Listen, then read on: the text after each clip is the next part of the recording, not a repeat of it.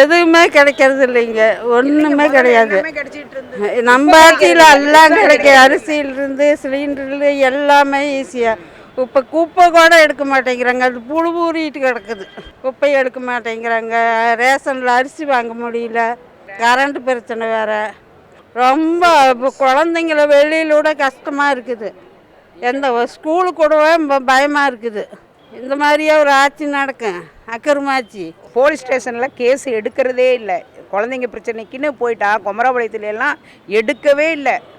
கேட்டால் அவங்க ஆட்சியில் கேஸ் பதிவாகக்கூடாதாம். நாங்கள் இன்றைக்கி தலைவரை பார்த்தோங்க, ரொம்ப மகிழ்ச்சியாக இருந்தது. ஆட்சி மாற்றத்தால் நன்மை ஏற்படுன்னு சொன்னாங்க. இன்றைக்கி ஆட்சி மாற்றத்தால் என்ன ஏற்பட்டிருக்குன்னு கேட்டிங்கன்னா, சின்ன சின்ன குழந்தைங்களோட சீரழிவு மிக முக்கியமாக பார்த்தீங்கன்னா, எங்கள் பேத்தியெல்லாம் நாங்கள் வெளியவே விட முடியல.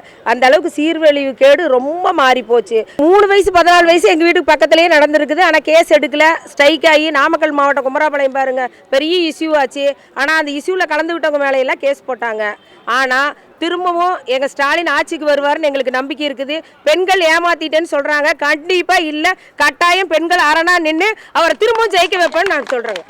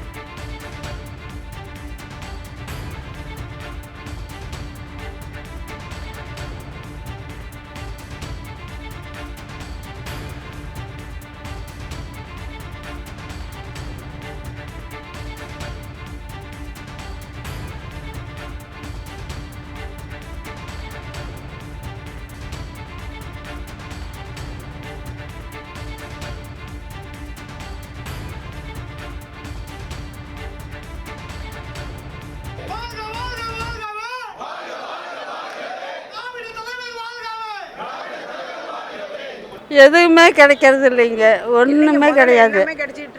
நம்ம ஆட்சியில் எல்லாம் கிடைக்கும், அரிசியிலிருந்து சிலிண்டர்ல எல்லாமே ஈஸியாக.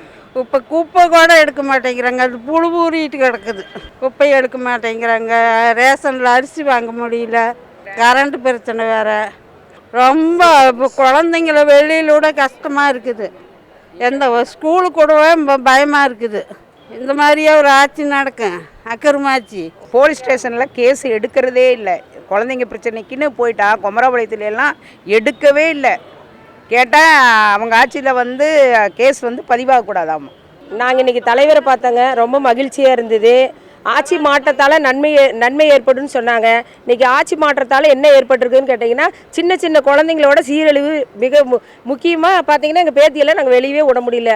அந்த அளவுக்கு சீர்வழிவு கேடு ரொம்ப மாறி போச்சு. 3 வயசு 14 வயசு எங்கள் வீட்டுக்கு பக்கத்துலேயே நடந்திருக்குது. ஆனால் கேஸ் எடுக்கல, ஸ்ட்ரைக் ஆகி நாமக்கல் மாவட்டம் குமராபாளையம் பாருங்கள் பெரிய இஷ்யூ ஆச்சு. ஆனால் அந்த இஷ்யூவில் கலந்துக்கிட்டவங்க மேலையெல்லாம் கேஸ் போட்டாங்க. ஆனால் திரும்பவும் எங்கள் ஸ்டாலின் ஆட்சிக்கு வருவார்னு எங்களுக்கு நம்பிக்கை இருக்குது. பெண்கள் ஏமாத்திட்டேன்னு சொல்கிறாங்க, கண்டிப்பாக இல்லை, கட்டாயம் பெண்கள் அரணா நின்று அவரை திரும்பவும் ஜெயிக்க வைப்பேன்னு நான் சொல்கிறேங்க.